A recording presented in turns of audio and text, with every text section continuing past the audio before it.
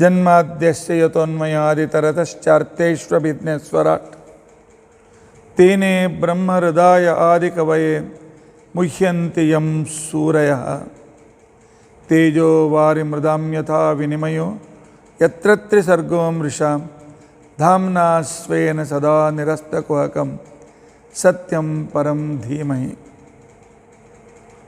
सृष्टिस्थित्यप्यहेया नियतदृशितमो बन्धमोक्षाश्च यस्मात् अस्य श्री ब्रह्मरुद्र प्रभृति सुरनरद्वीषचतुरात्मकस्य विष्णोर्व्यस्ताः समस्ताः सकलगुणनिधिः सर्वदोषव्यपेतः पूर्णानन्दाप्ययो यो गुरुरपि परमश्चिन्तयेतं महान्तम् धर्मप्रोज्झितकैतवोऽत्र परमः निर्मत्सराणां सतां वेद्यं वास्तवं वस्तु शिवदं तापत्रयोन्मूलनं श्रीमद्भागवते महामुनिकृते किं वा परैः ईश्वरः सद्यो हृद्यवरुध्यतेऽत्र कृतिभिः शुश्रूषुभिस्तक्षणात् निगमकल्पतरोर्गलितं फलं शुकमुखात् अमृतद्रवसंयुतं पिबत भागवतं रसम् आलयं मुहुरहो रसिकाः भुवि भावुकाः अभ्रमं भङ्गरहितं अजडं विमलं सदा आनन्दतीर्थमतुलं भजे तापत्रयापहं भवति यदनुभावादेडमूकोऽपि वाग्मि जडमतिरपि जन्तुर्जायते प्राज्ञमौलिः सकलवचनचेतो देवता भारती सा मम वचसि निधत्तां सन्निधिं मानसे च अस्मद्गुरुसमारम्भां टीकाकृत्पादमध्यगां श्रीमदाचार्यपर्यन्तां वन्दे गुरुपरम्परां विद्यायां विबुधाचार्यं वेदज्ञानाब्धिचन्दिरं दुर्मतध्वान्तमार्ताण्डं सत्यध्यानमुनिं भजे 50 सततं रामपूजकः श्रीसत्यप्रमोदगुरुराट् भासतां नो हृदम्बरे बन्धुस्त्वं गुरुरिष्टदैवतमिति त्वत्पादपङ्केरुहं प्राप्तं मां परिपालयेति सततं याचे निबद्धाञ्जलिः चित्तं मद्गुणदोढचिन्तनविदो नूनं मनं मा कृताः श्रीसत्यात्मगुरो त्वदङ्घ्रियुगलं हित्वा न मे सत्कतिः यैरहं शुकवत् सम्यक् शिक्षितोऽस्मि कृपालुभिः तान् वन्दे धेनुपाचार्यान् तत्त्वज्ञानार्थसिद्धये श्रीगुरुभ्यो नमः हरिः ओं हरिः ओं हरिः ओं स्वस्त्यस्तु असेडसन्मङ्गलानि सन्तु श्लोकैकश्रवणपठनमात्रेण वक्तुश्च श्रोतॄणां निखिलकलिकृतकल्मषापनोदनपुटुतरे धर्माद्यखिलपुरुषार्थसाधने भूते अद्य श्रीमद्भागवतमाहात्म्य आरम्भे सति किञ्चित् पूर्वकथानुवादः हरिः ओं हरिः ओं हरिः ओं ನಿನ್ನೆ ಸೂತಾಚಾರ್ಯರು ಹೇಳಿದಂತೆ ಶೌನಕಾದಿ ಋಷಿಗಳು ಸ್ವಾರ್ಥ ಮೋಹ ಅಜ್ಞಾನಗಳ ನಿವಾರಣೆಗಾಗಿ ಭಾಗವತವನ್ನು ಬರೆದು ವೇದವ್ಯಾಸ ದೇವರು ಶುಕಾಚಾರ್ಯರಿಗೆ ಉಪದೇಶ ಮಾಡಿದಾಗ ಶುಕಾಚಾರ್ಯರು ಅದನ್ನು ಜಗತ್ತಿಗೆ ಕೊಟ್ಟಿದ್ದಾರೆ. ಜ್ಞಾನ ಭಕ್ತಿ ವೈರಾಗ್ಯಗಳೇ ಸ್ವಾರ್ಥ ಅಜ್ಞಾನ ಮತ್ತು ಮೋಹಗಳ ನಾಶಕ್ಕೆ ಕಾರಣೀಭೂತವಾದವುಗಳು, ಅವುಗಳಿಂದಲೇ ಭಗವಂತ ಸಂತುಷ್ಟನಾಗ್ತಾನೆ ಅನ್ನುವ ವಿಚಾರವನ್ನು ಕೇಳಿರ್ತಕ್ಕಂಥ ಸಂದರ್ಭದಲ್ಲಿ ಶೌನಕಾದಿಗಳು ಕೇಳ್ತಾರೆ, ಹಾಗಾದರೆ ಇಷ್ಟು ಮೋಕ್ಷಕ್ಕೆ ಸುಲಭವಾದ ಸಾಧನವಿದ್ದರೆ ಎಲ್ಲರೂ ಯಾಕೆ ಮೋಕ್ಷಕ್ಕೆ ಹೋಗೋದಿಲ್ಲ? ಅದಕ್ಕೆ ಸೂತಾಚಾರ್ಯ ಉತ್ತರವನ್ನು ಕೊಡ್ತಾರೆ. ಹೌದು, ನಾನು ನಿನ್ನೆ ಹೇಳಿದಂತೆ ಏತಸ್ಮಾದ್ ಅಪರಂ ಕಿಂಚಿತ ಮನಃಶುದ್ಧೇ ನ ವಿದ್ಯತೆ. ಮನಸ್ಸನ್ನು ಪವಿತ್ರಗೊಳಿಸಿ ಜ್ಞಾನ ಭಕ್ತ ವೈರಾಗ್ಯಗಳನ್ನು ತಂದುಕೊಡುವ ಗ್ರಂಥ ಶ್ರೀಮದ್ ಭಾಗವತದಷ್ಟು ಶ್ರೇಷ್ಠವಾದ ಗ್ರಂಥ ಬೇರೊಂದಿಲ್ಲ. ಆದರೆ ಜನ್ಮಾಂತರೇ ಭವೇತ್ ಪುಣ್ಯಂ ತದಾ ಭಾಗವತಂ ಲಭೇತ್. ಭಾಗವತ ಕೇಳಬೇಕಾದ್ರೆ, ಹೇಳಬೇಕಾದ್ರೆ ಹಿಂದಿನ ಅನೇಕ ಜನ್ಮದ ಪುಣ್ಯ ಬೇಕಾಗ್ತದೆ. ಮನೆಯಲ್ಲೇ ಭಾಗವತ ನಡೀತಾ ಇದ್ದರು, ರೂಮ್ದಲ್ಲಿ ಹೋಗಿ ಮಲಕ್ಕೊಳ್ಳೋರು ಸುರ ಸಾಕಷ್ಟು ಜನ ಇದ್ದಾರೆ. ಪುಣ್ಯ ಇದ್ದರೆ ಸಿಗ್ತದೆ, ಇಲ್ಲದೆ ಸಿಕ್ಕೋದಿಲ್ಲ. ಬದಿಯಲ್ಲಿ ಭಾಗವತ ನಡೀತಾ ಇದ್ದರೂ ಕೇಳೋಕ್ಕಾಗೋದಿಲ್ಲ. ಜನ್ಮಾಂತರೇ ಭವೇತ್ ಪುಣ್ಯಂ ತದಾ ಭಾಗವತಂ ಲಭೇತ್. ಸರಿ, ಈ ಭಾಗವತದ ಈ ರೀತಿಯಾದ ಅನುಭವವನ್ನು ಮಾಡಿದವರು ಯಾರಾದರೂ ಇದ್ದಾರೆ? ಇದರ ವೈಶಿಷ್ಟ್ಯದ ಬಗ್ಗೆ ಅನುಭವವನ್ನು ಯಾರು ಪಡೆದಿದ್ದಾರೆ? ಅದಕ್ಕೆ ಹೇಳ್ತಾರೆ, ನೋಡಪ್ಪ, ಯಾವಾಗ ಶುಕಾಚಾರ್ಯರು ಪರೀಕ್ಷಿತ ರಾಜನಿಗೆ ಭಾಗವತವನ್ನು ಹೇಳಕ್ಕೆ ಪ್ರಾರಂಭ ಮಾಡಿದರು, ಆಗ ಇಂದ್ರ ಅಮೃತದ ಕಲಶ ತೆಗೆದುಕೊಂಡು ಬಂದ. ಪರೀಕ್ಷಿತೆ ಕಥಾಂ ವಕ್ತುಂ ಸಭಾಯಾಂ ಸಂಸ್ಥಿತೆ ಶುಕೆ ಸುಧಾಕುಂಭಂ ಗೃಹೀತ್ವೇವ ದೇವಾಹ ತತ್ರ ಆಗಮನ್. ಇಂದ್ರಾದಿ ದೇವತೆಗಳಲ್ಲಿ ಬಂದರು. ಬಂದು ಶುಕಾಚಾರ್ಯರಿಗೆ ಹೇಳಿದರು, 7 ದಿವಸದ ನಂತರ ತಕ್ಷಕನಿಂದ ಮೃತನಾಗ್ತೇನೆ ಅಂತ ಭಾಗವತ ಕೂತ್ಕೊಳ್ಳಿಕ್ಕೆ ಪರೀಕ್ಷಿತ ರಾಜ ಕೂತ್ಕೊಂಡಿದ್ದಾನೆ. ಅವನಿಗೆ ಅಮೃತ ಕೊಡ್ತೇವೆ, ಕುಡಿಲಿ. ತಕ್ಷಕನಿಂದ ಏನಾಗೋದಿಲ್ಲ.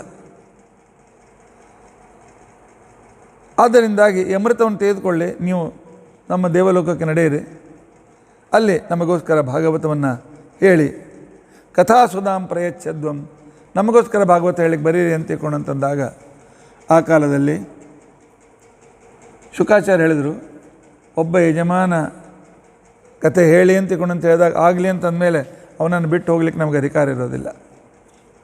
ಬೇಕಾದ್ರೆ ಒಂದು ಕೆಲಸ ಮಾಡಿ, ಪರೀಕ್ಷಿತನ ಹತ್ರ ಹೋಗ್ರಿ, ಅಮೃತ ತಗೋ, ಶುಕಾಚಾರ್ಯನ ಬಿಟ್ಕೊಡು ಅಂಥೇಳಿ ಅವ್ನು ಬಿಟ್ಕೊಟ್ರೆ ನಡಿ, ನಾನು ಬಂದು ಜೊತೆ ಬರ್ತೇನೆ. ಆಗ ಅವ್ರು ಹೋಗಿ ಪರೀಕ್ಷಿತ ರಾಜನಿಗೆ ಹೇಳಿದರು, ಹೇಳಿ ನೋಡಪ್ಪ, ಅಮೃತ ತೆಗೆದುಕೋ, ನಮಗೆ ಶುಕಾಚಾರ್ಯನ ಕಳಿಸ್ಕೊಡು ಅಂತ ಹೇಳಿ. ಪರೀಕ್ಷಿತ ರಾಜ ಅಂಥೇಳಿ ಜೋರಾಗಿ ನಕ್ಕ. ಆದರೂ ವಿನಯದಿಂದ ನಕ್ಕ, ಮಂದಾಸ್ಮತಿಯಿಂದ ನಕ್ಕು ಹೇಳ್ತಾನೆ, ದೇವತೆಗಳೇ, ಎಲ್ಲಿ ಈ ಅಮೃತ, ಎಲ್ಲಿ ಭಾಗವತಾಮೃತ? ನಿಮ್ಮ ಅಮೃತ ಒಂದು ಕಾಜಿನ ಮಣಿ ಇದ್ದಂತೆ, ಭಾಗವತಾಮೃತ ಸ್ವಾಭಾವಿಕ ರತ್ನ ಇದ್ದಂತೆ. ಆದ್ದರಿಂದಾಗಿ ಅವನು ಹೇಳಿದ, ನಾನು ಸ್ವಾರ್ಥಿ ಇಲ್ಲ, ನೀವು ಇಲ್ಲೇ ಕೂತ್ಕೊಂಡು ಕೇಳಿ, ನನಗೆ ನಿಮ್ಮ ಅಮೃತ ಬೇಕಾಗಿಲ್ಲ. ಅಮೃತ ಕುಡಿದ್ರು ಒಂದು ದಿವಸ ನೀವು ಕೂಡ ಪ್ರಳಯ ಕಾಲದಲ್ಲಿ ಹೋಗ್ತೀರಿ. ಅಮೃತ ಕುಡಿದ್ರೂ ಕೊನೆಯವರೆಗೂ ಯಾರು ಉಳಿಯೋದಿಲ್ಲ, ಗೊತ್ತಿದೆ ನನಗೆ. ಆದರೆ ಈ ಭಾಗವತವನ್ನು ಪಠನ ಮಾಡಿದರೆ, ಪ್ರವಚನ ಮಾಡಿದರೆ, ಅದನ್ನು ಭಕ್ತಿಯಿಂದ ಕೇಳಿದರೆ ಸದ್ಯ ವೈಕುಂಠ ಫಲದಾಯಕಂ, ಭಗವಂತನ ಅನುಗ್ರಹ, ಸಕಲ ಸಾಂಸಾರಿಕ ಸಮೃದ್ಧಿ, ಜ್ಞಾನಭಕ್ತ ವೈರಾಗ್ಯದ ಜೊತೆಗೆ ಪರಮಾತ್ಮ ವಿಶೇಷವಾಗಿರ್ತಕ್ಕಂಥ ರೀತಿಯಲ್ಲಿ ಅವ್ರ ಕಡೆಯಿಂದ ಸಾಧನೆ ಮಾಡಿಸಿ ಮೋಕ್ಷ ಕೊಡ್ತಾನೆ. ಭಾಗವತ್ ಕೇಳಿ ಕೂತ್ಕೊಂಡಿದ್ದೀರಲ್ಲ, ಮೋಕ್ಷ ನಿಶ್ಚಿತ. ವಿಶೇಷವಾಗಿ ಸಪ್ತಾಹ ವಿಧಿಯಿಂದ ಕೇಳಿದರೆ ಇದಕ್ಕೆ ನಿಶ್ಚಿತವಾಗಿಯೂ ಬಹಳ ಮಹತ್ವ ಇದೆ. ಯಾಕೆಂದರೆ ಏಕಾಗ್ರವಾಗಿ 8 ತಾಸು ಕೂತ್ಕೊಳ್ಳೋ ಅಭ್ಯಾಸವಾಗ್ತದೆ. ದಿನಕ್ಕೆ ಸುಮಾರು 11 ತಾಸು ಕುಳಿತು ಭಾಗವತ ಕೇಳಬೇಕು ಅಂತಿದೆ. ಬೆಳಗ್ಗೆ 6:30ಯಿಂದ 12:30 ಅರ್ಧ ಗಂಟೆ ದೇವರ ಭಜನೆ, ಆ ನಂತರ 1 ಗಂಟೆಯಿಂದ 6 ಗಂಟೆ, 11.5 ತಾಸು ಡೈಲಿ ಭಾಗವತ ಕೇಳಿ ಸಪ್ತಾಹ ಮಾಡಿದರೆ ಈ ಭಾಗವತ ಪೂರ್ತಿ ಆಗ್ತದೆ. ಈಗ ನಾವೆಲ್ಲ 1 ತಾಸು 2 ತಾಸು ಆಚಾರ ಸಾಕು ಅಂತ ತಿಳ್ಕೊಂಡಂಥ ನಾವು ಪ್ರಸಂಗದಲ್ಲಿ ಏನು ಹೇಳಲಿಕ್ಕಾಗ್ತದೆ? ಅದಕ್ಕೆ ಸಂಪೂರ್ಣ ಚಾತುರ್ಮಾಸ್ಯ ಕೇಳಿ ಅಂತೇಳಿ ಪರಮಾತ್ಮ ನಮಗೆ ಪ್ರೇರಣೆ ಮಾಡಿದ್ದಾನೆ. ಅದೆಲ್ಲ ಸರಿ. ಜ್ಞಾನ ಹೇಳೋದಕ್ಕೋಸ್ಕರ ಭಗವದ್ಗೀತೆ ಇದೆ, ಭಕ್ತಿಗೋಸ್ಕರ ಬೇಕಾದಷ್ಟು ವಿಷ್ಣು ಪುರಾಣ, ಬ್ರಹ್ಮವೈವರ್ತಾದಿ ಪುರಾಣಗಳಿವೆ. ವೈರಾಗ್ಯಕ್ಕೋಸ್ಕರ ಅಂತೂ ಸಾಕಷ್ಟು ಉಪನಿಷತ್ತುಗಳಿವೆ. ಇವೆಲ್ಲ ಭಾಗವತದಲ್ಲಿ ಎಲ್ಲ ಒಂದೇ ಕಡೆಗೆ ಬಂದಿದೆ ಅಂತ ಹೇಗೆ ನಂಬಬೇಕು ನಾವು ಅಂತ ಕೇಳಿದಾಗ ಆಗ ಅವರಿಗೆ ಶುಕಾಚಾರ್ಯರು ಹೇಳ್ತಾರೆ, ಸೂತಾಚಾರ್ಯ ಹೇಳ್ತಾ ಇದ್ದಾರೆ ಶೌನಕಾದಿ ಋಷಿಗಳಿಗೆ. ಒಂದು ಸಂದರ್ಭ ಹೇಳ್ತೇನೆ. ನಾರದರು ಭೂಮಿಯನ್ನು ನೋಡ್ಕೊಂಡು ಬರಬೇಕು ಅಂತ ತಿಳ್ಕೊಂಡು ಅಂತ ಹೇಳಿ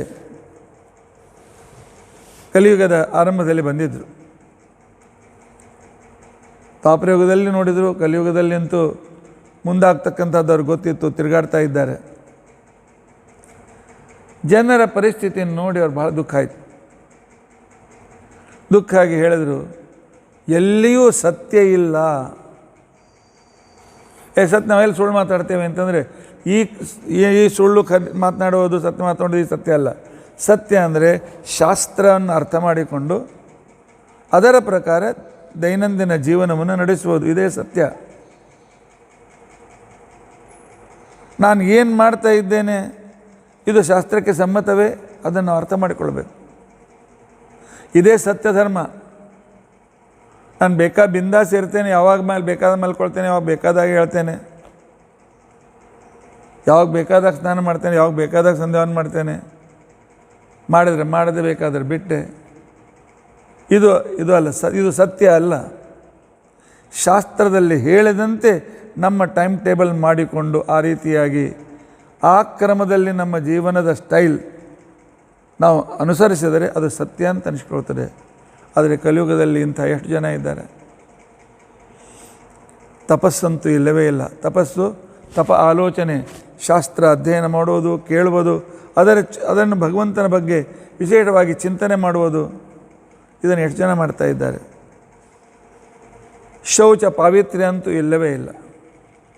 ಸರಿಯಾದ ವೇಳೆಗೆ ಸ್ನಾನ ಇಲ್ಲ, ಸಂಧ್ಯಾವಂದನ ಇಲ್ಲ, ಮಡಿ ಇಲ್ಲ, ಮೈಲ್ಗಿಲ್ಲ.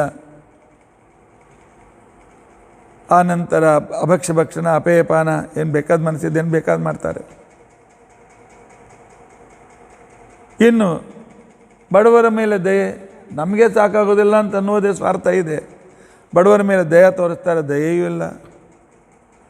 ದಾನ ಅನಿವಾರ್ಯ, ಅದನ್ನು ಕೂಡ ಮಾಡೋದಿಲ್ಲ. ಉದರಂ ಭರಿಣೋ ಜೀವ, ಹೇಗೆ ಹೊಟ್ಟೆ ತುಂಬಿಕೊಳ್ಬೇಕಿಷ್ಟೇ. ಇವರನ್ನು ನೋಡಿದರೆ ಬಹಳ ಒಂದು ತರಹದ ದುಃಖ ಆಗ್ತದೆ.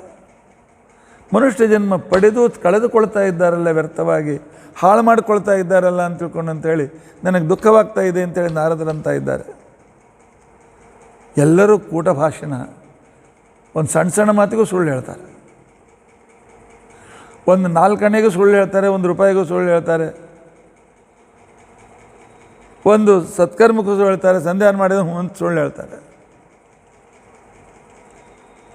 ಇವ್ರಿಗೆ ಏನು ಮಾಡಬೇಕು, ಹೇಗೆ ಮಾಡಬೇಕು, ಯಾವ ರೀತಿಯಾಗಿ ಇವರಿಗೆ ಒಂದು ಮಾರ್ಗದರ್ಶನ ಕೊಡಬೇಕು, ಯಾವ ಗ್ರಂಥದ ಮಾರ್ಗದರ್ಶನ ಕೊಡಬೇಕು ಅಂಥೇಳಿ ನಾರದರು ಚಿಂತೆ ಮಾಡ್ತಾಯಿದ್ದಾರೆ.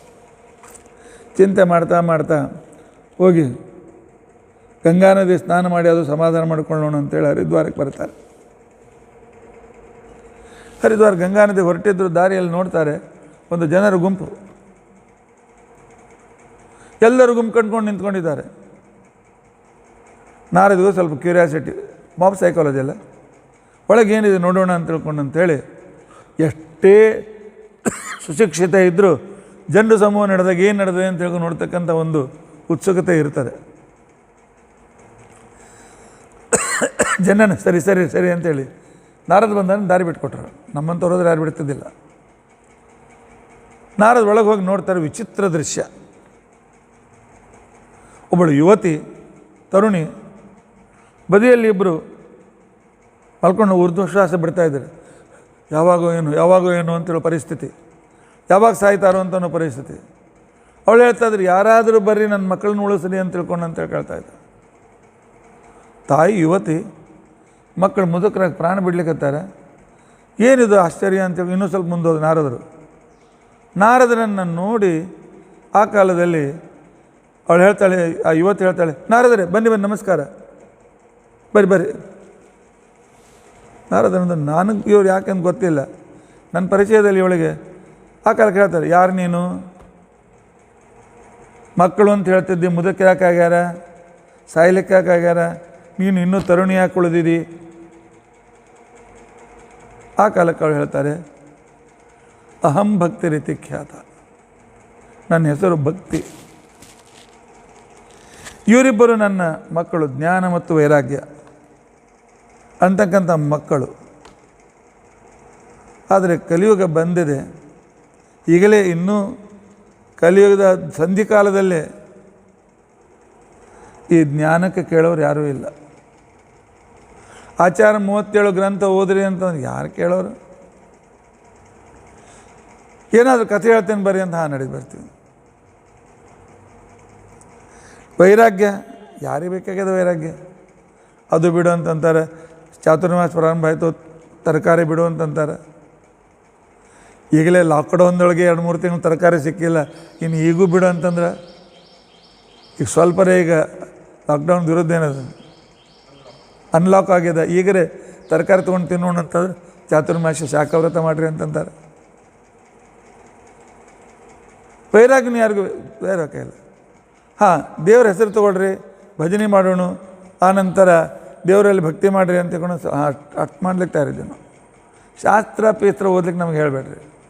ಆನಂತರ ಉಪವಾಸ ವನವಾಸ ನಮಗೆ ಹೇಳಲಿಕ್ಕೆ ಹೋಗಬೇಡ್ರಿ. ಶಾಖವ್ರತ ಪೀಕವ್ರತ ಯಾವುದನ್ನು ನಂಗೆ ಹೇಳಬೇಕಾಗಿಲ್ಲ ಅಂತೂ ಅನ್ನೋ ಪರಿಸ್ಥಿತಿಯಿಂದಾಗಿ ಪಾಪ ನನ್ನ 2 ಮಕ್ಕಳು ಸಾಯ್ಲಿಕ್ಕಾಗ್ಯಾರ. ಅವ್ರಿಗೆ ಯಾರೂ ಗಿರಾಕಿನೇ ಇಲ್ಲ, ಅವರನ್ನು ಉಪಯೋಗಿಸ್ಕೊಳ್ಳೋರು ಯಾರಿಲ್ಲ. ಅದಕ್ಕೆ ಏನಾದರೂ ಮಾಡಲಿ. ಏನು ಮಾಡಬೇಕು? ಗಂಗಾದಿ ನದಿಗಳು ಕೂಡ ನನ್ನ ಸೇವಾಕ್ಕೆ ಬಂದಾರ, ಆದರೆ ನನ್ನ ಮಕ್ಕಳಿಗೆ ಗತಿ ಇಲ್ಲ. ಜನಾಃ ಅಘಾಸುರಾಯಂತೆ ಶಾಠ್ಯ ದುಷ್ಕರ್ಮ ಕಾರಿಣ ಇಹ ಸಂತೋ ವಿಷಯದಂತೆ ಪ್ರರಿಷ್ಯಂತೆ ಅಧಮಾಧಮ. ಕಲಿಯುವ ಪರಿಸ್ಥಿತಿ ಹೇಗಿದೆ ಅಂತ ತಿಳ್ಕೊಂಡು ಅಂತಂದರೆ, ಜನರು ಪಾಪ ಮಾಡುವುದೇ ಒಂದು ನಮ್ಮ ಶ್ರೇಷ್ಠತ ಅಂತ ತಿಳ್ಕೊಳ್ತಾರೆ. ಕುಟುಂಬದವರೆಲ್ಲ ಸೇರಿ ಕಾರ್ನ್ಯಾಗ ಹೋಗಿ ಪಿಜ್ಜಾ ಹಟ್ಟಿಗೆ ಹೋಗಿ ಅಲ್ಲಿ ಕೂತ್ಕೊಂಡು ಪಿಜ್ಜಾ ತಿಂದ್ರೇ ಶ್ರೀಮಂತಿಕೆ ಅಂತ ತಿಳ್ಕೊಂಡ.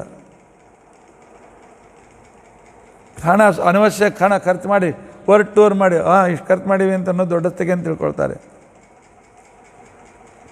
ದಾನ ಧರ್ಮ ಸಹಾಯ ಉಪಕಾರ ಪರೋಪಕಾರ ಏನು ಬೇಕಾಗಿಲ್ಲ. ಇದನ್ನೇ ತಮ್ಮ ಧರ್ಮ ಅಂತ ತಿಳ್ಕೊಂಡಾರ. ಹೆಚ್ಚು ಹಣ ಗಳಿಸೋದು, ಮಜಾ ಮಾಡೋದು. ಆದರೆ ಸಜ್ಜನರಿಗೆ ಕಲಿಯುಗದಲ್ಲಿ ನೋಡ್ತಕ್ಕಂಥ ಜನ ಇಲ್ಲ. ಸಜ್ಜನರಿಗೆ ಜನ ಬೇಕಾಗಿಲ್ಲ, ಪರಮಾತ್ಮ ಇದ್ದಾನೆ. ಆದರೆ ಎಲ್ಲ ಧರ್ಮ ಬಿಡ್ತಾರಲ್ಲ, ನನ್ನ ಹೆಂಡತಿ ಧರ್ಮ ಬಿಡ್ತಾ ಇದ್ದಾಳೆ, ಗಂಡು ಮಕ್ಕಳ ಧರ್ಮ ಬಿಡ್ತಾ ಇದ್ದಾರೆ, ಮೊಮ್ಮಕ್ಕಳು ಧರ್ಮ ಬಿಡ್ತಾ ಇದ್ದಾರೆ ಅಂತ ದುಃಖ ಆಗ್ತಾಯಿದೆ. ಅದಕ್ಕೆ ಏನಾದರೂ ಮಾಡಿರಿ, ಬಂದು ನನಗೆ ಹೆಲ್ಪ್ ಮಾಡಿರಿ ಅಂತ ತಿಳ್ಕೊಂಡು ಅಂತೇಳಿ. ಆದ್ದರಿಂದಾಗಿ ಎಂದು ನಾರದರೆ ಯಾವ ದಿವಸ ಶ್ರೀಕೃಷ್ಣ ಪರಂಧಾಮಕ್ಕೆ ಹೋದ, ಅವತ್ತಿನಿಂದ ಈ ಕಲಿಯುಗ ಬಂದಿದೆ, ಬಹಳ ಪೀಡೆಯಾಗಿದೆ. ಆದ್ದರಿಂದಾಗಿ ನನ್ನ ಜ್ಞಾನ ಭಕ್ತಿ ವೈರಾಗ್ಯಕ್ಕೆ ಅವಕಾಶ ಸಿಗ್ತಾ ಇಲ್ಲ. ಏನಾದರೂ ಮಾಡಿರಿ, ಅವರು ಪುನಃ ಎದ್ದು ಕೊಡುವಂತೆ ಮಾಡಿರಿ ಅಂತ. ನಾರದರು ಪರೋಪಕಾರಿಗಳು ಅಲ್ಲಿ ಕೂತ್ಕೊಂಡು 4 ವೇದಗಳನ್ನು ಪಾರಾಯಣ ಮಾಡಿದರು, ಉಪನಿಷತ್ತುಗಳನ್ನು ಪಾರಾಯಣ ಮಾಡಿದರು. ಈ ರೀತಿಯಾಗಿ ಅನೇಕಗಳನ್ನು ಪಾರಾಯಣ ಮಾಡ್ತಾ ಇರುವಾದರೂ ಆ ಪಾರಾಯಣದ ಒಂದು ಪ್ರಭಾವದಿಂದ ಆ ಜ್ಞಾನ ಮತ್ತು ವೈರಾಗ್ಯ ಎದ್ದು ಕೂತ್ಕೊಂಡ್ರು. ಸಾಯ್ಲಿಕ್ಕಾಗಿದ್ದರು, ಊರ್ಧ್ವಶ್ವಾಸ ಚಾಲೂ ಆಗಿತ್ತು, ಹೋಯ್ತು ಆರಾಮದು, ಎದ್ದು ಕೂತ್ಕೊಂಡ್ರು. ಆದರೆ ಹೇಳ್ಬೇಕು ಅಂತಂತಾರೆ, ಕಾಲಕ್ಕೆ ಶಕ್ತಿ ಇಲ್ಲ. ನಾರದರಂದರು ಎಲ್ಲ ವೇದ ಉಪನಿಷತ್ತು ಗ್ರಂಥ ಎಲ್ಲ ಪಾರಾಯಣ ಮಾಡಿ ಆಯಿತು, ಮೂಲ ರಾಮಾಯಣ ಮೂಲ ಮಹಾಭಾರತ ಎಲ್ಲ ಪಾರಾಯಣ ಮಾಡಿದೆ. ಆದರೂ ಯಜ್ಞದ ಶಕ್ತಿ ಬರಲ್ತಲ್ಲ, ಯಾಕೆ ಇವಾಗ ಶಕ್ತಿ ಹೆಂಗೆ ಬರ್ತದೆ, ಏನು ಮಾಡಲಿ ಇದಕ್ಕೆ ಅಂತ ಭಾಳ ಚಿಂತಾಕ್ರಾಂತರಾದರು. ಅಷ್ಟರಲ್ಲಿ ಆಕಾಶವಾಣಿ ಆಯಿತು. ಆಕಾಶವಾಣಿ ಏನಾಯಿತು, ನಾರದ ಸತ್ಕರ್ಮ ಕುರು, ನಾರದರೇ ಸತ್ಕರ್ಮ ಮಾಡಿರಿ, ಅವ್ರಿಗೂ ಶಕ್ತಿ ಬರ್ತದೆ, ಅವ್ರು ಎದ್ದು ನಿಂತು ಓಡಾಡ್ಲಿಕ್ಕೆ ಚಾಲೂ ಮಾಡ್ತಾರೆ. ನಾರದನು ಸತ್ಕರ್ಮ ಅಂತಂದ್ರೆ ಏನು, ನಾನು ನಂದೆಲ್ಲ ಕೆಲಸ ಬಿಟ್ಟು 7-8 ತಾಸು ಎಲ್ಲ ಕೂತು ವೇದ ಪಾರಾಯಣ ಮಾಡೀನಿ, ಇದಕ್ಕಿಂತ ಸತ್ಕರ್ಮ ಏನು? ಹಾಗಾದರೆ ಸತ್ಕರ್ಮದ ಪರಿಭಾಷೆ ಏನು ಅಂಥೇಳಿ ನಾನು ಹೋಗಿ ಬರ್ತೀನಿ, ನಿನ್ನ ಮಕ್ಕಳು ನೋಡ್ಕೋ ಅಂತಕೊಂಡು ಹೊರಟ್ಬಿಟ್ರು. ಋಷಿಗಳ ಆಶ್ರಮಕ್ಕೆ ಹೋಗ್ತಿದ್ರು, ವಸಿಷ್ಠರ ಹತ್ರ ಹೋದರು, ಮತ್ತೊಬ್ಬರ ಹತ್ರ ಹೋದರು, ಇನ್ನೊಬ್ಬರ ಹತ್ರ ಹೋದರು. ನಾದ್ರೆ ನಿಮ್ಗಿಂತ ನಮಗೇನು ಹೆಚ್ಚು ಗೊತ್ತದ? ನೀವು ಮಾಡಿದ ಸತ್ಕರ್ಮಿ ಅದ, ಅದಕ್ಕಿಂತ ಹೆಚ್ಚು ನಮಗೇನು ಗೊತ್ತಿಲ್ಲ. ನಾರದರಿಗೆ ಉತ್ತರ ಸಿಗ್ತಾನೇ ಇಲ್ಲ. ಹೀಗೆ ಬಂದು ಬದರಿಕಾಶ್ರಮದಲ್ಲಿ ಅನೇಕ ಋಷಿಗಳು ಸಿಗ್ತಾರ ಬಾ ಅಂತಿಕೊಂಡು ಅಂತೇಳಿ ಬಂದಾಕ್ಷಣಕ್ಕೆ ಸನಕ ಸನಂದನ ಸನತ್ ಕುಮಾರ್ ಭೇಟಿಯಾದರು. ಬ್ರಹ್ಮದೇವರ ಮಾನಸ ಪುತ್ರರು. ಆಗ ನಾರದರಿಗೆ ಮುಖ ಅಸಮಾಧಾನದಿಂದಾಗಿತ್ತು, ಬಾಡಿ ಹೋಗಿತ್ತು, ಉತ್ತರ ಸಿಗ್ತಿದ್ದಿಲ್ಲ ಪಾಪ ಅವ್ರಿಗೆ. ಆಗ ಕೇಳಿದ್ರೆ, ಏನ್ರಿ ನಾರದರೆ ಮದುವೆ ಆಯ್ತು ನಿಮ್ಮದು ಅಂತ ತಿಳ್ಕೊಂಡು. ಮತ್ತು ಹಿಂಗ್ಯಾಕೆ ಕೇಳ್ತೀರಿ? ಯಾವಾಗ ವ್ಯಕ್ತಿ ಆನಂದದಿಂದ ತಿರುಗಾಡುವ ವ್ಯಕ್ತಿ ಮುಖದ ಮೇಲೆ ಚಿಂತೆ ಚಾಲೂ ಆಯಿತು ಅಂತಂದರೆ ಮದುವೆ ಆಗ್ಯದ ಅಂತ ಅರ್ಥ. ಹಂಗೇನಲ್ಲಿ ಕೇಳಿಲ್ಲ, ತಮಾಷೆ ನಾನು ಹೇಳ್ತಾ ಇದ್ದೇನೆ ಅಷ್ಟೇ.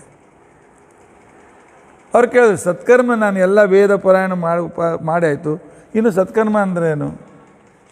ಆಗ ಸನಕ ಸನಂದನಾದ್ರು ಹೇಳ್ತಾರೆ, ಸತ್ಕರ್ಮ ಸೂಚಕೋ ನೂನಂ ಜ್ಞಾನಯಜ್ಞ ಪರಂ ಸ್ಮೃತಃ. ಸತ್ಕರ್ಮ ಅಂತಂದರೆ ಅವರಿಗೆ ಜ್ಞಾನ ಕೊಡೋದು. ಮತ್ತು ಜ್ಞಾನದ ವೇದ ಉಪನಿಷತ್ ಕೊಟ್ಟ ಬರೀ ಜ್ಞಾನ ಒಳಗನ್ನಲ್ಲ, ಹೌದು, ಕೇಳೋರಿಗೆ ಅರ್ಥ ಆಗಬೇಕು. ಕೇಳೋರಿಗೆ ವಿಷಯಗಳ ಜ್ಞಾನ ತಿಳುವಳಿಕೆ ಬರಬೇಕು. ವೇದದ ಅರ್ಥ ಆಗಬೇಕಾಗಿದ್ದರೆ ಇತಿಹಾಸ, ಪುರಾಣ, ಷಡಂಗ ಎಲ್ಲ ಅಭ್ಯಾಸಬೇಕಾಗ್ತದೆ. ಈ ಕಲಿಯುಗದಲ್ಲಿ ಅಷ್ಟು ಮಾಡ್ತಕ್ಕಂಥವ್ರು ಬಹಳ, ಎಲ್ಲೋ ಕೋಟಿಗೋ 10 ಕೋಟಿಗೋ ಒಬ್ಬರು. ಆದ್ದರಿಂದಾಗಿ ಸತ್ಕರ್ಮವಾದಂಥ ಅವ್ರಿಗೆ ತಿಳಿಯುವಂಥ ರೀತಿಯಲ್ಲಿ ಹೇಳಬೇಕು. ವೇದ ಅರ್ಥ ಆಗೋದಿಲ್ಲ, ಬ್ರಹ್ಮಸೂತ್ರ ಅರ್ಥ ಆಗೋದಿಲ್ಲ. ಅವರಿಗೆ ತಿಳಿಯುವಂತೆ ಅನೇಕ ರೀತಿಯಾಗಿರ್ತಕ್ಕಂಥ ಪ್ರಮೇಯಗಳನ್ನು ತಿಳಿಸ್ಕೊಡ್ಬೇಕು. ಅದಕ್ಕೆ ನಾ ಏನು ಮಾಡಲಿ ಅಂತ ಕೇಳಿದ್ರು ಅವರು. ಅದಕ್ಕೆ ಅವ್ರು ಹೇಳಿದರು, ಜ್ಞಾನ, ಭಕ್ತಿ, ವೈರಾಗ್ಯಗಳ ಮತ್ತು ಪರಮಾತ್ಮನ ಅಪರಿಮಿತ ಮಹಿಮೆಯನ್ನು ಕಥಾ ಮತ್ತು ಉದಾಹರಣೆಗಳ ಮುಖಾಂತರ ತಿಳಿಸಿಕೊಡ್ತಕ್ಕಂಥ ಅತ್ಯಂತ ಶ್ರೇಷ್ಠ ಗ್ರಂಥ ಭಾಗವತ. ಆದ್ದರಿಂದಾಗಿ ಈ ಭಾಗವತವನ್ನು ನೀನು ಹೋಗಿ ಹೇಳು ಅಂತ. ಆಗ ಅವ್ರು ಹೇಳಿದರು, ಸನಕ ಸನಂದನಾದಿಗಳೇ, ಸಾಕ್ಷಾತ್ತಾಗಿ ನೀವು ಶೇಷದೇವರಿಂದ ಇದನ್ನು ಶ್ರವಣ ಮಾಡಿರ್ತಕ್ಕಂಥ ವ್ಯಕ್ತಿಗಳು. ಆದ್ದರಿಂದಾಗಿ ನೀವೇ ಬಂದು ಅಲ್ಲಿ ಭಾಗವತ ಹೇಳ್ರಿ ಅಂತ ತಿಳ್ಕೊಂಡಂತ ಹೇಳಂದಿದ್ದಾರೆ. ಹೇಳ್ರಿ ಅಂತಂದಾಕ್ಷಣಕ್ಕೇ ಆ ಕಾಲದಲ್ಲಿ ಅವರು ಬಂದು ಹೇಳಿದರು. ನಾರದರು ಮತ್ತು ಉಳಿದರೆಲ್ಲ ಕೂತ್ಕೊಂಡು ಕೇಳಿದರು. ಆಗ ಜ್ಞಾನ ವೈರಾಗ್ಯಗಳಿಗೂ ತಾರುಣ್ಯ ಬಂತು. ಅವರು ಕೂಡ ಭಕ್ತಿಯಂತೆ ತರುಣರಾಗಿ ಜಗತ್ತಿನಲ್ಲಿ ಎಲ್ಲರಿಗೂ ತಿರುಗಾಡಲಿಕ್ಕೆ ಪ್ರಾರಂಭ ಮಾಡಿದ್ದಾರೆ. ಆದ್ದರಿಂದ ಜ್ಞಾನ, ಭಕ್ತಿ, ವೈರಾಗ್ಯ 3 ಪೂರ್ತಿಯಾಗಿ ಪ್ರತಿಯೊಂದು ಸಕಲ ಅಂಗಸಹಿತವಾಗಿ ಜನರಿಗೆ ತಿಳಿಯುವಂತೆ ಇರತಕ್ಕಂಥ ಗ್ರಂಥ ಶ್ರೀಮದ್ ಭಾಗವತ.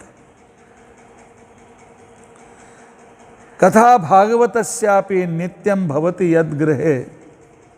ಯಾರ ಮನೆಯಲ್ಲಿ ದಿನಾಲು ಭಾಗವತದ ಕಥೆ ಚರ್ಚೆ ನಡೀತದೆ, ಈಗ 5 ತಿಂಗಳಂತೂ ನಿಮ್ಮಲ್ಲಿ ಚರ್ಚೆ ನಡೀತಾ ಇದೆ, ಚಿಂತೆ ಮಾಡಬೇಡಿ. ತದ್ಗೃಹಂ ತೀರ್ಥರೂಪಮಿ.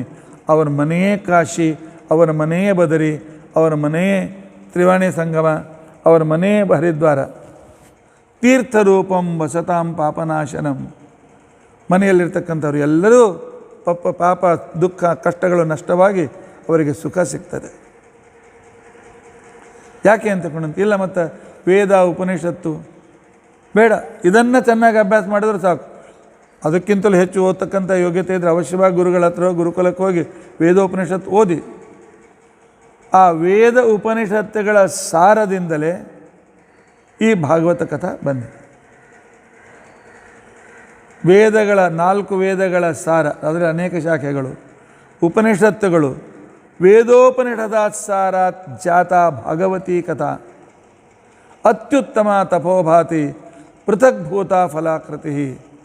ವೇದಶಾಸ್ತ್ರಗಳ ಅಭ್ಯಾಸ ಮಾಡಿದ ಫಲ ಭಾಗವತವನ್ನು ಕೇಳೋದ್ರಿಂದ ಸಿಗ್ತದೆ. ಅಷ್ಟೇ ಅಲ್ಲ, ಶ್ಲೋಕವಾಗಲಿ, ಒಂದು ಶ್ಲೋಕ, ಅರ್ಧ ಶ್ಲೋಕ, ಕಾಲು ಶ್ಲೋಕ ಆದರೂ ಕೂಡ ದಿನಾಲು ಯಾರು ಭಾಗವತವನ್ನು ಓದ್ತಾರೆ ಅವನು ರಾಜಸೂಯ ಅಶ್ವಮೇಧ ಯಜ್ಞ ಮಾಡಿದ ಪುಣ್ಯ ಪಡಿತಾನೆ.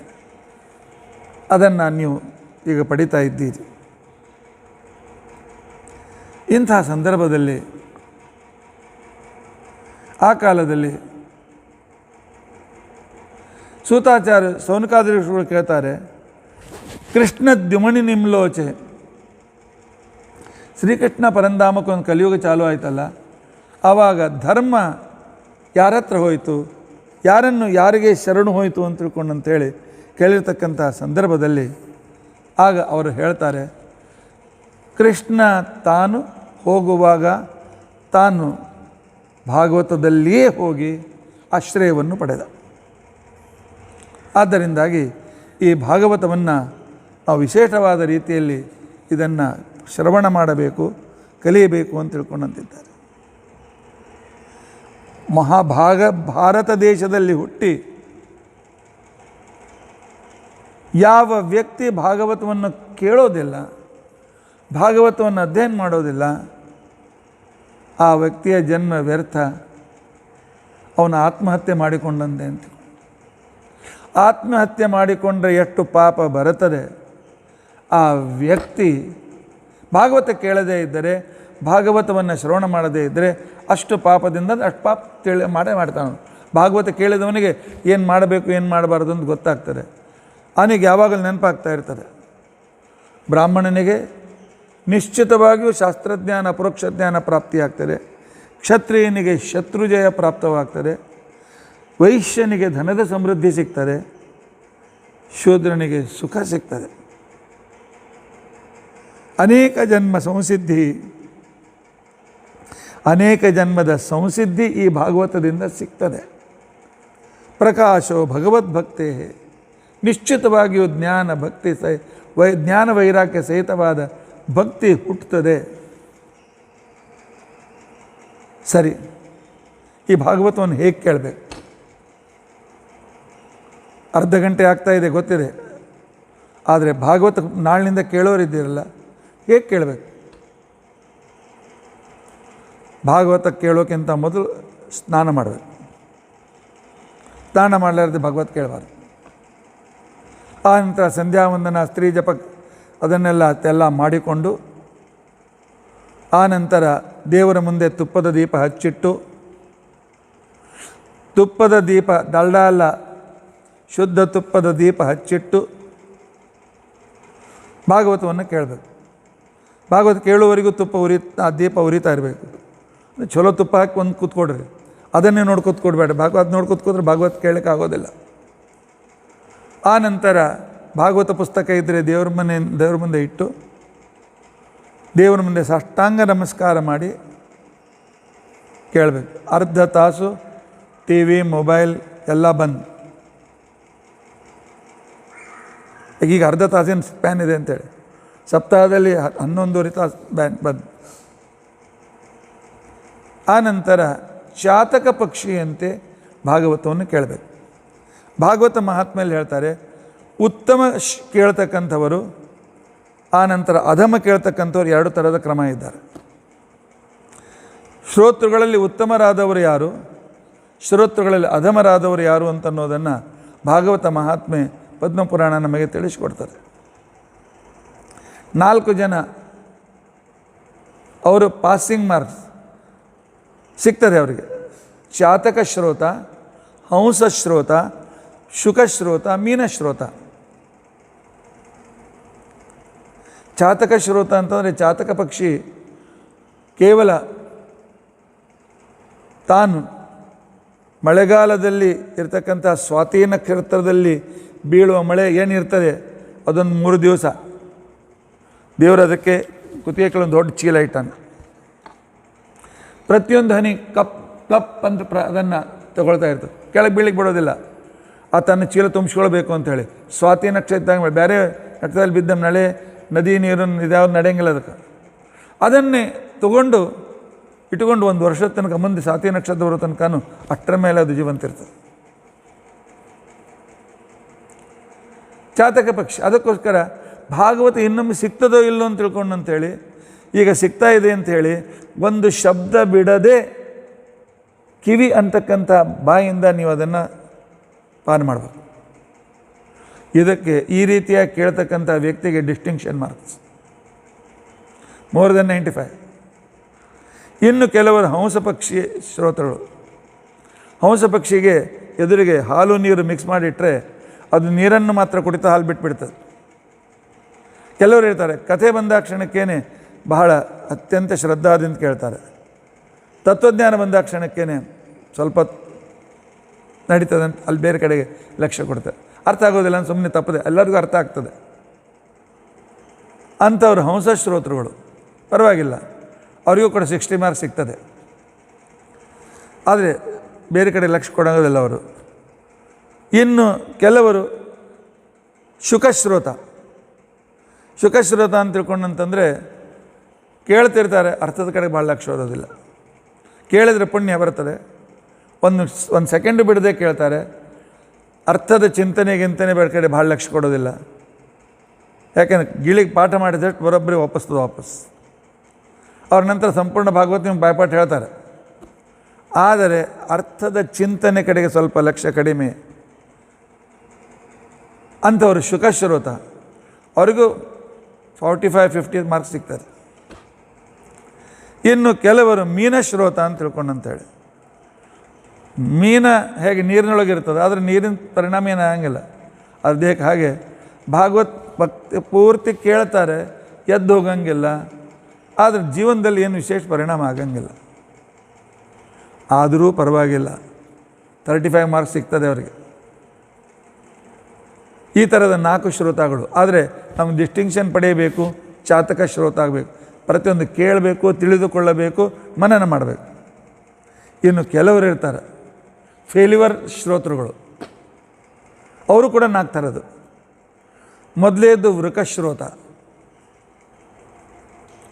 ಯಾವಾಗ ಆಚಾರ ಪುರಾಣ ಮುಗಿಸ್ತಾರ ತಿಂದೆವು, ಊಟ ಮಾಡಿವು ಅಂತನ್ನು ಗಡಿಬಿಡಿ ಒಳಗಿರ್ತಾರೆ. ಅವರು ಮೇಲಿನ ಮೇಲೆ ವಾಚ್ ನೋಡ್ತಿರ್ತಾರೆ, ಯಾವಾಗ ಮುಗಿಸ್ತಾರೆ, ಹಸಿವಾಗ್ಯದ ಅಂತ ತಿಳ್ಕೊಂಡು ಅಂತ ಹೇಳಿ. ಅವರು ವೃಕಶ್ರೋತಗಳು, ಫೇಲ್.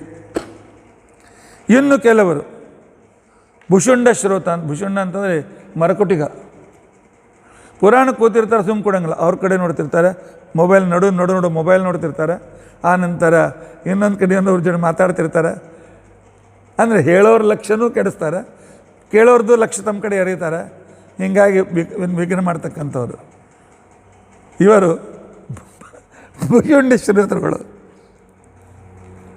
ಆ ನಂತರ ಇನ್ನು ಬಲಿವರ್ಧ ಶ್ರೋತೃಗಳು. ಆಚಾರ ಕೂಡಂತ ಹೇಳಿದ್ರೆ ಕೂತೀವಿ ಅಷ್ಟೇ, ನಮಗೇನು ಇದರ ಸಂಬಂಧೇ ಇಲ್ಲ. ಮತ್ತೆ ಅಲ್ಲಿ ಮಾತು ಮೀರಿದರೆ ಇವರು ಮತ್ತೇನು ಬೈತಾರೆ ಬಾ ಅಂತ ತಿಳ್ಕೊಂಡು, ಅವ್ವ ಅಪ್ಪ ಬೈತಾರೆ ಅಂತ ತಿಳ್ಕೊಂಡು ಅಂತೇಳಿ ಹೇಳ್ದಷ್ಟು ಕೆಲಸ ಮಾಡೋದು ಅಷ್ಟೇ. ಗಾಡಿಯೊಳಗೆ ಏನದ ಅದು ಗೊತ್ತೇಂಗಲ್ಲ ಎತ್ತಿಗೆ, ಒಟ್ಟು ಅವ ಚಾಬುಕ್ಲೆ ಹೊಡಿತಾನೆ ಬಾ ಅಂತ ತಿಳ್ಕೊಂಡು ಅಂತೇಳಿ ಹೊತ್ಕೊಂಡು ತಿರುಗ್ತಿರ್ತಾರೆ. ಬಲಿವರ್ಧ ಶ್ರೋತಗಳು ಅಂತ ತಿಳ್ಕೊಂಡು ಅಂತೇಳಿ ಇವರು ಫೇಲವರು. ಆ ನಂತರ ಇನ್ನು ಉಷ್ಟ್ರ ಶ್ರೋತೃಗಳು. ಶ್ರೋತೃಗಳು ಅಂತಂದರೆ ಬರ್ತಾರೆ, ಸರಿ ಅಂತ ತಿಳ್ಕೊಂಡು ಅಂತೇಳಿ ಲೇಟಾಗಿ ಬರೋದು, ಎಲ್ಲರೂ ತುಳ್ಕೋದು ಬರೋದು. ಯಾಕಂದರೆ ನಮ್ಮ ಹಿಂದಿಯೊಳಗೆ ಏನು ಅಂತ ತಿಳ್ಕೊಂಡು ಅಂತಂದ್ರೆ ಊಂಟಕಿ ಬೇಟಕ್ ಅಂತ ತಿಳ್ಕೊಂಡು ಅಂತೇಳಿ ಕಥೆ ಅದ. ಒಂಟೆಗಳು ಇದರಲ್ಲಿ ಇರ್ತಾರೆ, ಅದು ಸಹಾರಾ ಪ್ರದೇಶದಲ್ಲಿ ಇರ್ತಾರೆ. ಅವರು ಒಂಟಿ ಮೇಲೆ ಕೂತು ಹೋಗ್ತಕ್ಕಂಥವ್ರು ಮೊದಲು ರಾತ್ರಿ ಆದಮೇಲೆ ವಿಶ್ರಾಂತಿ ತೊಗೋತಾರೆ. ವಿಶ್ರಾಂತಿ ತೊಗೊಂಡ ಕ್ಷಣಕ್ಕೇನೆ ಆ ಕಾಲಕ್ಕೆ ಒಂದು ಟೆಂಟ್ ಕಟ್ಕೊಂಡು ಕೊಡ್ತಾರೆ. ಕುಡ್ಕೊಂಡು ಆ ಕ್ಷಣಕ್ಕೇನೆ ಮಳೆ ಬರ್ಲಿಕ್ಕೆ ಹತ್ತ ಮೇಲೆ ಒಂಟಿ ಹೇಳ್ತದೆ, ಸ್ವಲ್ಪ ನನ್ನ ತೈಲಿಸ್ಕತ್ತ ಒಳಗೆ ಜಾಗ ಕೊಡು ಅಂತ ತಿಳ್ಕೊಂಡು ಅಂತೇಳಿ ಸ್ವಲ್ಪ ಜಾಗ ಕೊಡ್ತಾರೆ. ಜಾಗ ಕೊಟ್ಟ ಕ್ಷಣಕ್ಕೇನೆ ಆ ಕಾಲ ಇನ್ನೂ ಒಳಗೆ ಬರ್ತದೆ, ಇನ್ನೂ ಒಳಗೆ ಡುಬ್ಬ ಹೇಳ್ತಾರೆ. ಬಂದ ಕ್ಷಣಕ್ಕೆ ಟೆಂಟೇ ಕಿತ್ತು ಹೋಗ್ತದೆ. ಹಂಗೆ ಈ ಶ್ರೋತೃಗಳು ಬರ್ತಾರೆ, ಕಾಲು ಚಾಚ್ಕೊಂಡು ಕೂಡ್ತಾರೆ, ಅವ್ರ ಜೊತೆ ಮಾತಾಡ್ತಾರೆ. ಬಾರಿ ಯಾರಾದ್ರು ಬಂದರೆ ಬಾರಿ ಇಲ್ವಾ, ಇಲ್ಲಿ ಪ್ರವಚನ ನಡೀತಿರ್ತದೆ, ಬಾರಿ ಇಲ್ಲಿ ಜಾಗ ಅದ ಬಾ ಅಂತ ತಿಳ್ಕೊಂಡು ಅಂಥೇಳಿ ತಾವೂ ಕೇಳಂಗಿಲ್ಲ, ಇನ್ನೊಬ್ರಿಗೂ ಕೇಳಕ್ಕೆ ಬಿಡೋಂಗಿಲ್ಲ ಅಂತ ಉಷ್ಟ್ರ ಶ್ರೋತೃಗಳು. ಆದ್ದರಿಂದ ನಾವು ಉರಕ ತೋಳ ಶ್ರೋತ ಆಗೋದು ಬೇಡ, ಭುಷುಂಡಿ ಶ್ರೋತ ಆಗೋದು ಬೇಡ, ಬಲಿವರ್ಧ ಎತ್ತಿನ ಶ್ರೋತೃಗಳಾಗೋದು ಬೇಡ, ಉಷ್ಟ್ರ ಶ್ರೋತೃಗಳಂತೂ ಸರ್ವತಾ ಬೇಡ. ಚಾತಕ ಶ್ರೋತೃಗಳಾಗೋಣ, ಹಂಸ ಶ್ರೋತೃಗಳಾಗೋಣ. ಮುಖ್ಯ ಚಾತಕ ಶ್ರೋತ ಅತ್ಯಂತ ಶ್ರೇಷ್ಠರಾಗಿರೋಕ್ಕೆ ಪ್ರಯತ್ನ ಮಾಡೋಣ. ಅದಕ್ಕೋಸ್ಕರ ಒಟ್ಟು ಭಕ್ತಿಯಿಂದ ಕೇಳ್ತಕ್ಕಂಥವನ ಕ್ರಮ ಹೇಗಿರ್ತದೆ ಅಂತ ತಿಳ್ಕೊಂಡಂತೇಳಿ ಪದ್ಮಪುರಾಣ ನಮಗೆ ಹೇಳ್ತದೆ. ಯಸ್ಥಿತ್ವಾಭಿಮುಖಂ,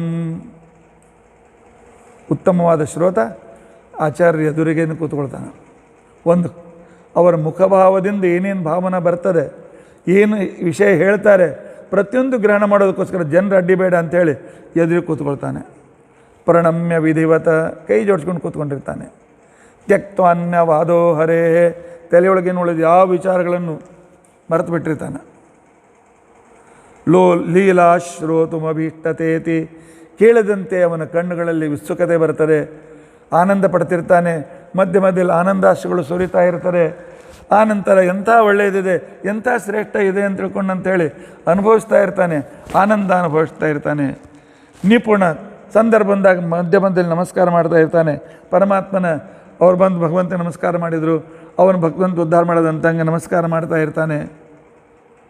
ಶಿಷ್ಯೋ ವಿಶ್ವಸಿತೋನು ಚಿಂತನ ಪರಹ, ಕೇಳಿ ಚಿಂತನೆ ಮಾಡ್ತಾನೆ, ಪೂರ್ತಿ ದಿವಸ ವಿಚಾರ ಮಾಡ್ತಾನೆ. ಆ ನಂತರ ಮರುದಿವಸ ಅದನ್ನು ಆಗೋಕ್ಕಿಂತ ಮೊದಲೇ ಪ್ರಶ್ನೆ ಮಾಡ್ತಾನೆ, ನಿನ್ನೆ ಹೀಗೆ ಹೇಳಿದರೆ ಸ್ವಲ್ಪ ಅರ್ಥ ಆಗಿಲ್ಲ, ಇದನ್ನು ಪೂರ್ತಿ ಮಾಡಿರಿ ಅಂತ ತಿಳ್ಕೊಂಡು ಅಂತೇಳಿ ಪ್ರಶ್ನೆ ಕೇಳಿಕೊಂಡು ಅದನ್ನು ಅತ್ಯಂತ ಪವಿತ್ರನಾಗಿದ್ದುಕೊಂಡು ನಿತ್ಯಂ ಕೃಷ್ಣ ಜನಪ್ರಿಯೋ ನಿಗದಿತ, ಭಕ್ತರ ಸೇವೆಯನ್ನು ಮಾಡ್ತಾನೆ. ಕೃಷ್ಣ ಜನರನ್ನು ಪ್ರಿಯನಾಗ್ತಾನೆ. ಭಕ್ತರ ಗುರುಗಳ ಸೇವೆಯನ್ನು ಮಾಡಿ ಅಲ್ಲಿ ಭಗವಂತನನ್ನು ಕಾಣೋದಕ್ಕೋಸ್ಕರ ಪ್ರಯತ್ನ ಮಾಡ್ತಾನೆ. ಇಂಥ ಶ್ರೋತ ಸರ್ವೈ ನಿಗದಿತ ಶ್ರೋತ ಸವೈ ವಕ್ತೃಭಿ, ಅವನೇ ಅತ್ಯಂತ ಶ್ರೇಷ್ಠ ಶ್ರೋತ ಅಂತ ತಿಳ್ಕೊಂಡಂತೇಳಿ ಪದ್ಮಪುರಾಣ ಹೇಳ್ತದೆ. ಕೈ ಜೋಡಿಸ್ಕೊಂಡು ಕೂತ್ಕೊಂಡು ಭಕ್ತಿಯಿಂದ ಕೇಳಿ ಆನಂದವನ್ನು ಪಟ್ಟು ಅದರ ಜೊತೆಗೆ ಮುಖದ ಭಾವಗಳನ್ನು ಅಭಿವ್ಯಕ್ತಗೊಳಿಸುತ್ತಾ ಅದಕ್ಕೆ ಹೇಳ್ತಕ್ಕಂಥವ್ರು ನೋಡ್ತಿರ್ತಾರೆ, ಯಾರು ಲಕ್ಷ್ಯದಿಂದ ಕೇಳಲಿಕ್ಕತ್ತಾರೆ ಅಂತ ತಿಳ್ಕೊಂಡಂತೇಳಿ. ಸ್ವಲ್ಪ ಅವ್ರ ಭಾವದಿಂದ ಕೇಳ್ತಿದ್ರೆ ಅವ್ರ ಕಡೆ ನೋಡ್ತಾರೆ, ಅವರೇ ತುಕ್ಕೊಡ್ಲಿಕ್ಕೆ ಹತ್ತಿರ ಅವ್ರಿಗೆ ಹೇಳೋರಿಗೆ ಇಂಟ್ರೆಸ್ಟ್ ಹೋಗ್ಬಿಡ್ತಾರೆ. ಆದ್ದರಿಂದಾಗಿ ಅತ್ಯಂತ ಶ್ರದ್ಧೆಯಿಂದ ಕೇಳಿ ಮುಖದಲ್ಲಿ ಸಂತೋಷದ ಭಾವವನ್ನು ವ್ಯಕ್ತಪಡಿಸುತ್ತಾ ಅದನ್ನು ಕೇಳ್ತಾ ಇರಬೇಕು. ಇಂಥ ಉತ್ತಮ ಶ್ರೋತೃಗಳು. ಆಗ ಅವರಲ್ಲೇ ಒಬ್ಬ ಅದು ಕೇಳಿದ, ಮತ್ತು ಹೇಳೋರಲ್ಲಿ ಕ್ಯಾಟಗರಿಯಲ್ಲಿ ಏನು ಅಂತ ತಿಳ್ಕೊಂಡಂತೆ. ಕೇಳೋರಲ್ಲಿ 8 ಕ್ಯಾಟಗರಿ ಹೇಳಿದ್ರಿ, ಹೇಳೋರಲ್ಲಿ ಉತ್ತಮ ವಕ್ತ ಅಧಮ ವಕ್ತ ಅಂತ ಏನಾದರೂ ಇದ್ದಾರೇನು ಅಂತ ತಿಳ್ಕೊಂಡಂತೆ.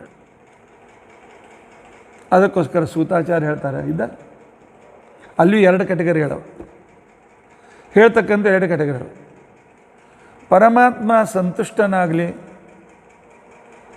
ಭಗವಂತನ ಪರಮಾನುಗ್ರಹ ಆಗಲಿ, ಕೇಳ್ತಕ್ಕಂಥವರಲ್ಲಿಯೂ ಕೂಡ ಪರಮಾತ್ಮನ ಭಕ್ತಿ ಬರಲಿ, ಅವರೂ ಭಕ್ತರಾಗಲಿ, ಅವರ ಮಕ್ಕಳು ಮೊಮ್ಮಕ್ಕಳು ಎಲ್ಲರೂ ಭಕ್ತರಾಗಲಿ, ಜಗತ್ತಿನಲ್ಲಿ ಭಕ್ತಿ ಉಂಟಾಗಲಿ, ಪರಮಾತ್ಮನ ಎಲ್ಲರ ಮೇಲೆ ಅನುಗ್ರಹ ಆಗಲಿ, ಸರ್ವೇ ಭವಂತು ಸುಖಿನ ಅನ್ನುವ ಭಾವನೆಯಿಂದ 1 ಪೈಸೆಯ ಆಸೆಯನ್ನು ಇಟ್ಟುಕೊಳ್ಳದೆ, ಮಾನ ಮರ್ಯಾದೆ ಅಧಿಕಾರದ ಆಶೆಯನ್ನು ಇಟ್ಟುಕೊಳ್ಳದೆ ಭಕ್ತಿಯಿಂದ ಕೃಷ್ಣಾರ್ಥಿಯಾಗಿ ಯಾವನು ವಕ್ತ ಹೇಳ್ತಾನೆ ಅವನು ಉತ್ತಮ ವಕ್ತ.